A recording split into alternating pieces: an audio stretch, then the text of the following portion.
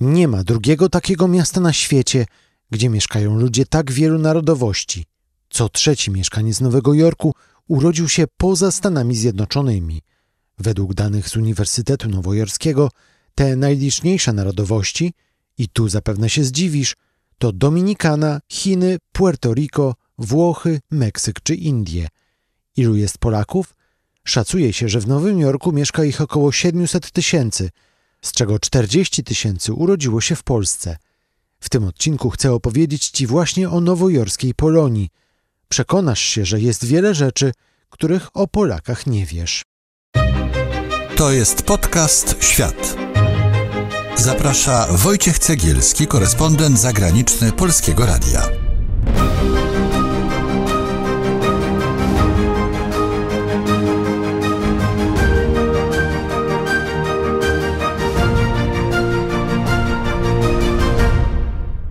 Najsłynniejsza ulica Nowego Jorku, czyli Piąta Aleja, raz w roku całkowicie opanowana jest przez Polaków.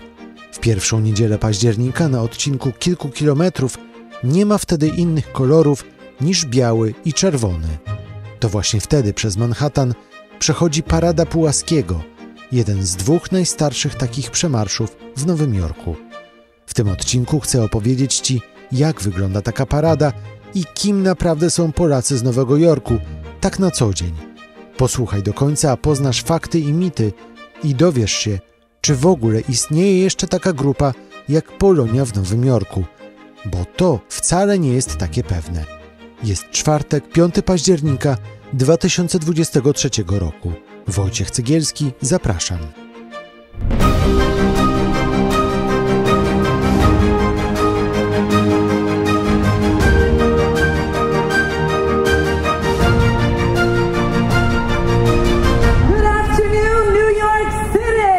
Dzień dobry Państwu! Witamy Państwa bardzo serdecznie w Nowym Jorku na naszej już 86. Paradzie Pułaskiego. To jedyny taki dzień w roku, kiedy można w jednym miejscu zobaczyć Polaków w Nowym Jorku. W pierwszą niedzielę października na Manhattan przyjeżdżają nie tylko Polonusi z całego miasta, ale także z sąsiedniego New Jersey, z Connecticut, Ohio, a nawet z Florydy.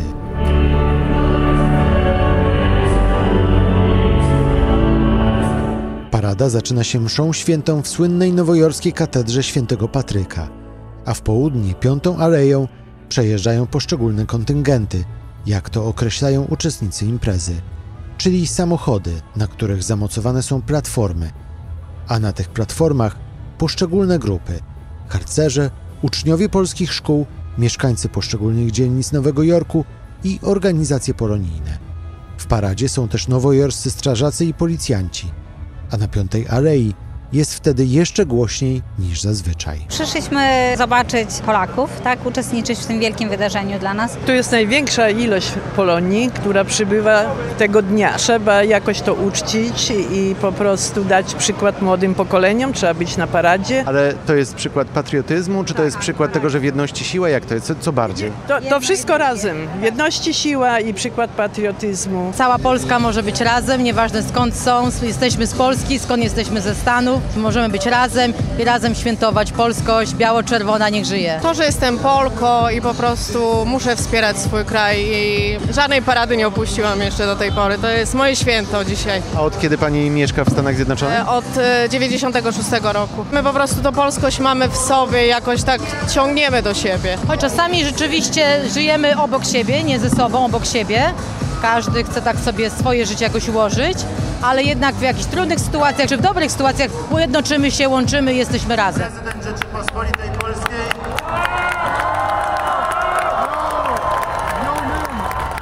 Tegoroczna parada była wyjątkowa, bo po raz pierwszy w historii wziął w niej udział urzędujący prezydent Andrzej Duda.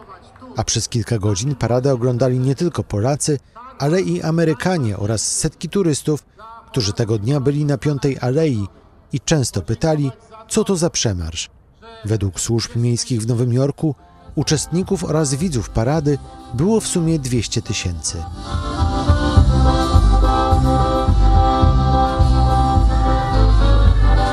Parada Pułaskiego organizowana jest w Nowym Jorku od 1937 roku. Starsza od niej jest jedynie Parada Irlandzka, organizowana w dniu Świętego Patryka, a najliczniejsza obecnie to parada Portorykańczyków. Parady w Stanach Zjednoczonych i pewnie w innych krajach służyły do pokazania i podkreślenia pewnego rodzaju podmiotowości. To znany Ci z poprzednich odcinków Mariusz Wolf, dziennikarz, politolog i wykładowca Berkeley College w Nowym Jorku. Patrzcie, jesteśmy tutaj, jesteśmy siłą ekonomiczną, jesteśmy siłą polityczną. Zobaczcie, że jesteśmy zjednoczeni. Także możemy być pewnego rodzaju dodatkiem bardzo pozytywnym do tego miasta, do tego stanu czy do tego kraju. Dodajmy tylko, że przez Manhattan przechodzą nie tylko parady mniejszości narodowych, ale także parady gejów czy przemarsze z okazji Święta Pracy, jak i Święta Dziękczynienia. Polska parada jest jedną z liczniejszych, dlatego przygotowania do niej trwają wiele miesięcy. Przed kościołem Świętego Macieja w Ridgewood na Queensie na dzień przed paradą spotykam się z Andrzejem Rutkowskim i Andrzejem Hajderem. Jeden z nich jest w komitecie organizacyjnym parady. Obaj zajmują się przygotowaniem do przemarszu grupy ze swojej dzielnicy. Ja pracuję w construction. Ja instaluję systemy chłodnicze od regularnych małych lodówek po przemysłowe szkoły na przykład ostatnimi czasy, także zajmuję się klimatyzacją i chłodnictwem. Która to jest wasza parada? Moja, już ciężko policzyć. Moja 29. Jestem tutaj już 32 lata. 2 się nie odbyły, bo było 9/11, czyli ten wieżowce, co poszły. Potem była pandemia, to nie było. A jedną mam usprawiedliwienie, bo wtedy synowi pokazywałem Polskę.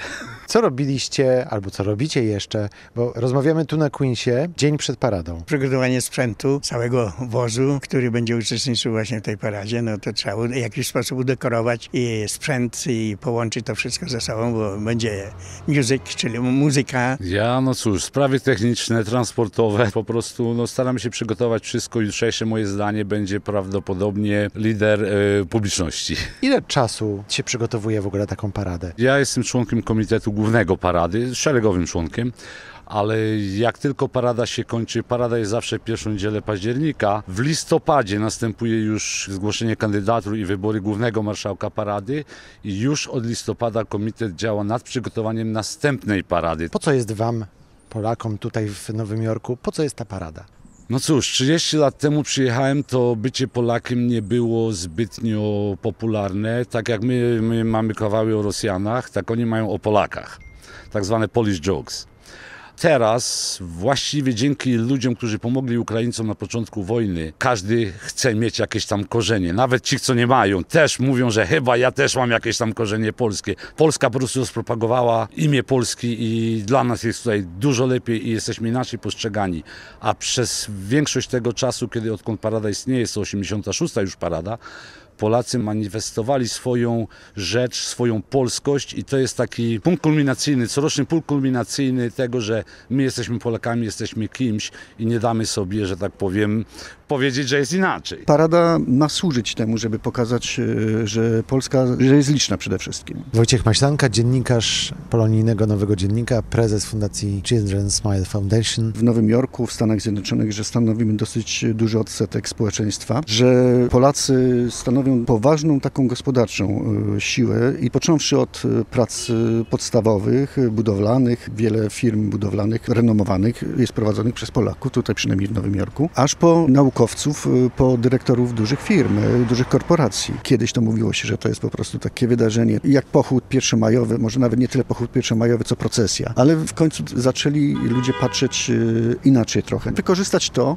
że się można pojawić w najważniejszym miejscu na świecie, na 5. Alei, na Manhattanie, zdominować ją praktycznie przez cały dzień, bo to wywraca życie po prostu całkowicie w danym dniu. Nie tylko ludzi mieszkających na Manhattanie, ale przejeżdżających przez Manhattan.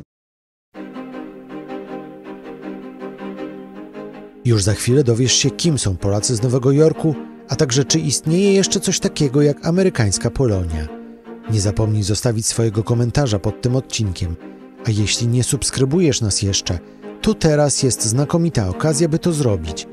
Włącz też powiadomienia, aby nie przegapić żadnego nowego odcinka. Zapraszam Cię też do śledzenia nas na Instagramie, gdzie podobnie jak na YouTube, codziennie po południu mamy dla Ciebie najciekawszy zagraniczny news dnia. Na wszystkich platformach znajdziesz nas wpisując w wyszukiwarkę Podcast Świat. Poznaj świat poprzez ludzkie historie.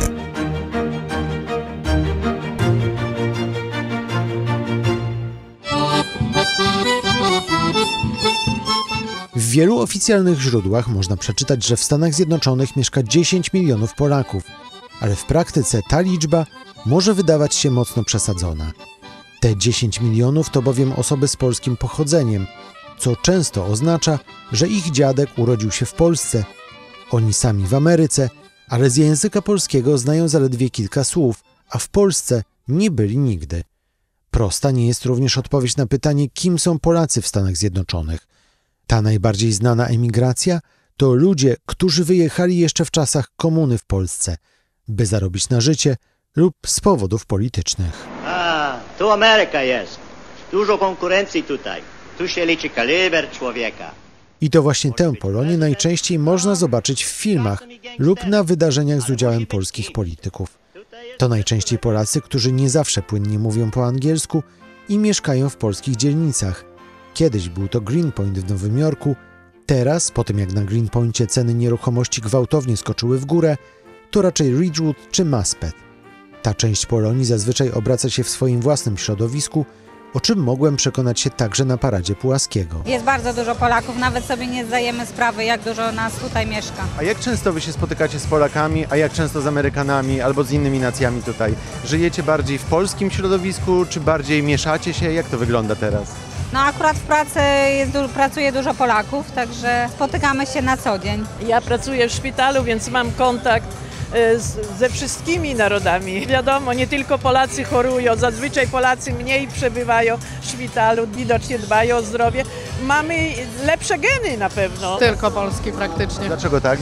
Po prostu mamy dużo znajomych Polaków i lubimy być w polskim towarzystwie. Pracuję również z Polakami, chodzę do polskiego kościoła, polski bank, polski sklep, polscy przyjaciele. Po prostu lubimy być Polakami. Czy jesteśmy w Stanach, czy jesteśmy w Polsce. Chcemy i lubimy być zawsze Polakami, jesteśmy z tego dumni. Ta grupa Polaków najczęściej spotyka się w polskich kościołach, które nie są już wyłącznie miejscem związanym z religią. A mówił mi o tym Wojciech Maślanka z polonijnego Nowego Dziennika. Życie kulturalne tak przetrwało tutaj, tak jak kiedyś pod zaborami w Polsce kultura, język polski przetrwał przy kościołach, tak tutaj w dalszym ciągu tak jest. Na emigracji, od początku emigracji, gdzie się pojawili Polacy, tam budowali kościoły i wokół tych kościołów powstawały szkoły, powstawały instytucje kulturalne i to się rozrastało. I to w dalszym ciągu funkcjonuje, oczywiście w dużo mniejszym stopniu, ale jednak w dzielnicach zawsze jest przynajmniej jeden kościół, wokół którego toczy się to życie takie dzielnicowe, polonijne, kulturalne i patriotyczne jednocześnie. Ale w Ameryce jest też nieco inna emigracja. To osoby, które wyjechały z Polski już po 1989 roku. Kim innym są osoby, które przyjechały tutaj zarobkowo, ekonomicznie, powiedzmy 20 lat temu. To ponownie Mariusz Wolf, dziennikarz, politolog i wykładowca Berkeley College w Nowym Jorku. A jeszcze kim innym są młode osoby, które przyjechały tutaj na studia, być może w ubiegłym roku albo 2 lata temu. Zostają tutaj przez jakiś czas, przyglądają się temu krajowi, być może będą chcieli zostać tutaj na zawsze, ale nic ich tutaj tak naprawdę na razie nie trzyma, bo każda z tych grup, które wymieniłem, ma zupełnie inny obraz, zupełnie inne zrozumienie tego, czym Polonia i polskość, ta taka trochę mityczna polskość jest lub czym też powinna być, normatywnie mówiąc. W dużym uproszczeniu Polaków w Stanach Zjednoczonych możemy podzielić na 2 grupy. Pierwsza to właśnie tak zwana stara Polonia i ich dzieci i wnuki. Rodziny, które spotykają się w polskich kościołach, obracają się głównie w polskim środowisku i które najbardziej widać na paradzie Pułaskiego. Ta druga grupa to osoby, które są Polakami, ale które wtopiły się w Stany Zjednoczone. Są osoby, które pracują w środowisku całkowicie amerykańskim i nic poza być może polsko brzmiącym nazwiskiem nie wskazuje na to, że mają jakiekolwiek kontakty z Polonią, mają amerykańskich przyjaciół, chodzą na ich imprezy i z Polską nie mają nic do czynienia.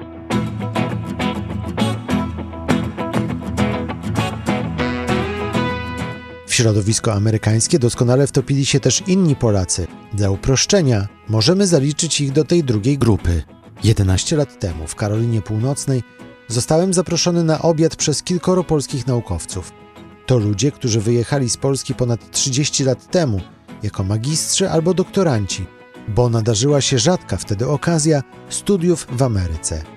Dzisiaj są szanowanymi profesorami i pracują w jednym z najbardziej prężnych ośrodków uniwersyteckich w Stanach Zjednoczonych w Raleigh, Durham i Chapel Hill w Karolinie Północnej. To jest super. Nasze ceny w porównaniu do Kalifornii są 1/10, a żyje się tak samo dobrze. Jest mniej korków, jest czyściej, jest ładniej. Mamy tutaj klub polsko-amerykański, który powstał 30 lat temu. Praktycznie jak ktoś przyjedzie nowy, to po prostu pomagamy jak tylko możemy. Ja was spotkałam dzięki temu, że byliście klubem. Inaczej bym was nigdy nie spotkała. Pamiętasz? Pierwsze spotkanie, które było, to była pierwsza Wigilia. I my żeśmy poszli do kościoła polskiego, który tutaj jest. Ja od 8 lat, będąc w Stanach Zjednoczonych, nigdy nie słyszałam kolęd śpiewanych w języku polskim. I miałam przez cały wieczór łzy w oczach. To jest przyjaźń, a nie wymus. No wiadomo, że wiesz, mamy cały dzień styczność z Amerykanami i spotykamy się wieczorem przy kolacji, bo chcemy. Tak w 2012 roku podczas wspólnego obiadu mówili mi profesor Stephanie Hurt, profesor Ryszard Kotek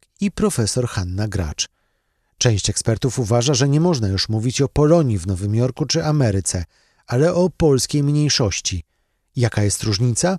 Polonia była jedną zwartą grupą, która wyjechała z kraju, ale cały czas żyła tym, co dzieje się w Polsce.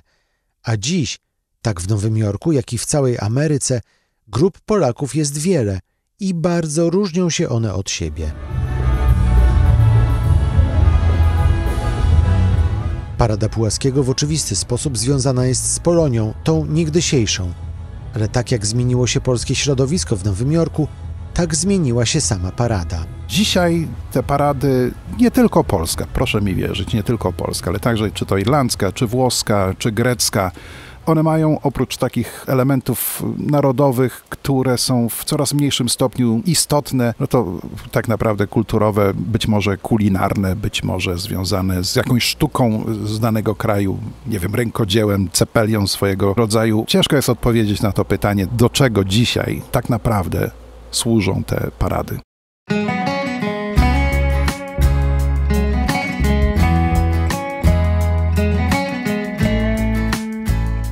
Jeśli mówimy o mniejszościach etnicznych w Stanach Zjednoczonych, to warto kierować się taką starożytną zasadą złotego środka. Nie popadajmy w megalomanię. Każda grupa etniczna, czy to Irlandczycy, czy Włosi, z tym się zderzają, także zderzyli się z tym Polacy. Nie jesteśmy jakąś wielką siłą, której nikt w życiu nigdy nie pokona, ale z drugiej strony mówmy o sobie z pewnego rodzaju dojrzałą podmiotowością.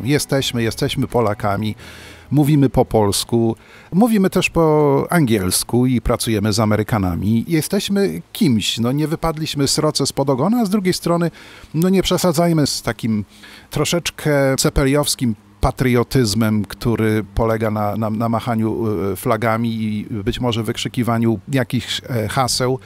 Ja osobiście naprawdę jestem przekonany, że takie pozytywistyczne pokazywanie światu, że Polacy to jest naród pracowity, dokładny, a niekoniecznie biegnący z szablą na czołgi, to wielki cudzysłów w tej chwili. Raczej jestem zwolennikiem pokazywania takiego pozytywistycznego podejścia do rzeczywistości i takiego sposobu manifestowania swojej polskości. Mariusz Wolf, dziennikarz, politolog i wykładowca Berkeley College w Nowym Jorku, kończy ten odcinek podcastu, poświęcony, jak słyszysz, trudnej i skomplikowanej materii, jaką jest Polonia w Nowym Jorku. Ten odcinek to również ostatnia część naszej miniserii o Nowym Jorku. Jeśli interesują Cię wcześniejsze odcinki, to na naszym kanale na YouTube czeka specjalna nowojorska playlista. Przypominam, że premierowe odcinki podcastu możesz znaleźć w każdy czwartek na kanale Podcast Świat na YouTube oraz na stronie internetowej Polskiego Radia i na platformach podcastowych, w tym Spotify, SoundCloud i Apple Podcasts. Na naszym kanale na YouTube w każdą niedzielę pojawiają się też filmy z niebanalnymi historiami z całego świata, a w tygodniu na YouTube i na Instagramie Podcast Świat o 17:00 dajemy Ci najważniejszy światowy news dnia. Subskrybuj nas na YouTube i włącz powiadomienia. Śledź nas też na Instagramie. Komentuj, krytykuj i koniecznie powiedz o nas swoim znajomym. Teraz to wszystko. Ja nazywam się Wojciech Cegielski. Dziękuję za uwagę i wracam za tydzień. To był Podcast Świat. Do usłyszenia w kolejnym odcinku.